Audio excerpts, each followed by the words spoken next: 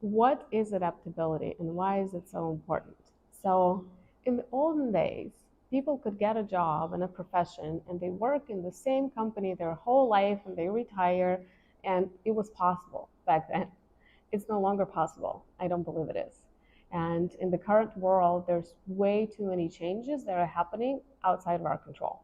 We all know the big ones that recently happened, and there's much more. The economics changes, the business changes, AI comes along. So the change is happening whether we want it or not.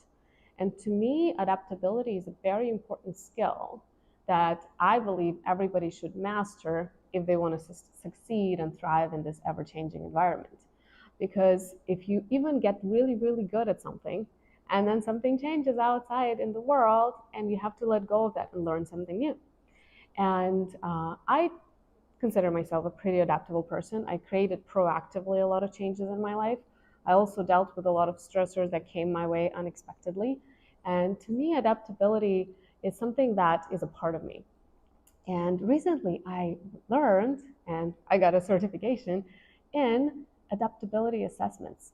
I was having a chat with yesterday with a podcast interviewer, and he's like, "Oh, when people hire for companies, it's very important to hire people with like high level of grit." But he's like, "But you can't define it, you can't measure it." And I told him, "Yes, you can." So there is a tool called AQAI assessment, and with that tool, you can actually measure your adaptability. And what is adaptability from the EQ perspective? So adaptability is divided. It's not just one thing. There's EQ, AQ, and there's, EQ, IQ, and now there's AQ for adaptability. It's not just one number saying you are highly adaptable. There's 3 dimensions, 15 subdimensions.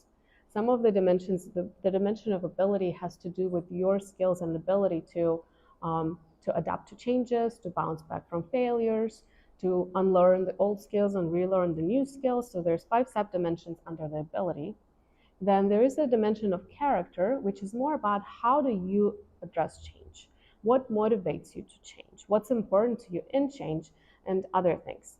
And then there is a environment dimension of adaptability, and that's how is environment in your workplace set up for people to be adaptable or not.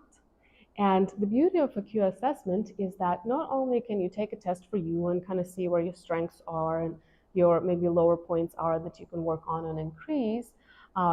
If you're a manager and you have a team of people that are potentially going through a massive change, or there's all sorts of reorgs happening, there are like layoffs, there's all sorts of changes that companies are going through, going into different markets.